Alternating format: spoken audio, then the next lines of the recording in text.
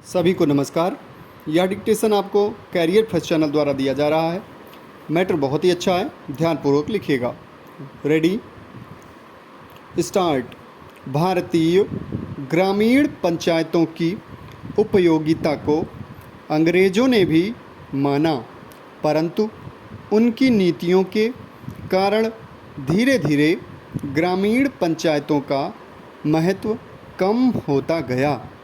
अंग्रेज़ों ने मूलतः सामुदायिकता के स्थान पर व्यक्तिगत उत्तरदायित्वों को विशेष महत्व दिया।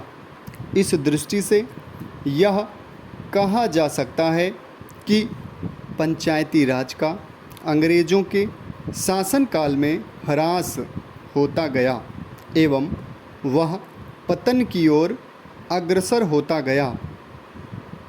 स्वतंत्रता प्राप्ति के पश्चात पंचायती राज के पुनर्निर्माण का प्रयास किया गया।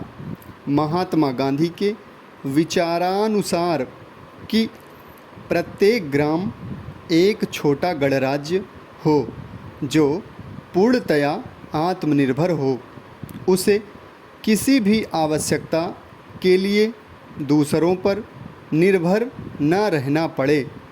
इस विचार के क्रियान्वित करने हेतु संविधान की धारा 50 में यह व्यवस्था की गई कि राज्य ग्राम पंचायतों का संगठन करेगा और उनको समस्त अधिकार प्रदान करेगा, जिससे वे स्वायत्त शासन की इकाइयों के रूप में कार्य करने के योग्य हो जाएं। इन सभी बातों को ध्यान में रखते हुए शासन का विकेंद्रीकरण करने हेतु विभिन्न राज्यों में ग्राम पंचायतें स्थापित की गईं।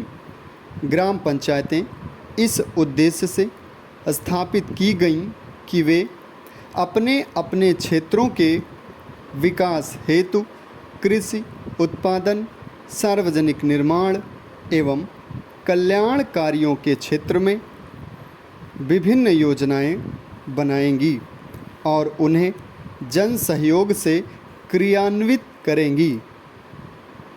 पंचायती राज की नींव सर्वप्रथम बलवंतराय मेहता समिति के साथ रखी गई। इन्होंने सामुदायिक विकास कार्यक्रम को सफल बनाने हेतु स्थानीय जनता की रुचि एवं सहभागिता पर विशेष बल दिया। साथ ही इन्होंने पंचायती राज की योजना प्रस्तुत की, जिसे लोकतांत्रिक विकेंद्रीकरण कहा गया। राष्ट्रीय विकास परिषद ने 1958 में इस योजना को स्वीकार कर लिया एवं सन 1959 में पंचायती राज योजना को प्रारंभ किया गया। 1977 में जनता दल सरकार ने पंचायतों को मजबूत बनाने के उपाय सुझाने के लिए अशोक मेहता समिति नियुक्त की। 1978 में इस समिति ने पंचायती राज के पुनर्जीवन के लिए अनेक सिफारिशें कीं।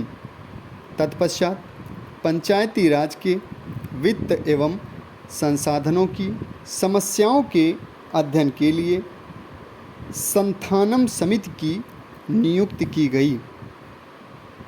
इन समितियों के सिफारिशों के बावजूद पंचायती राज व्यवस्था के कार्यकलापों का कोई विशेष निष्कर्ष नहीं निकला।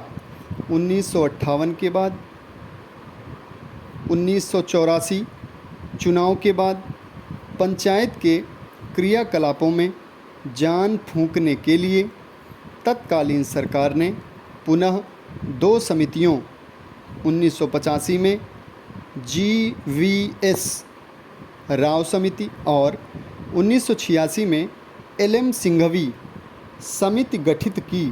इन समितियों की सिफारिशों के फलस्वरूप सरकार ने एक संशोधन के तहत लोकसभा द्वारा दिसंबर 1992 में और राज्यसभा द्वारा दिसंबर 1993 में संविधान संशोधन विधेयक पारित किया। धन्यवाद।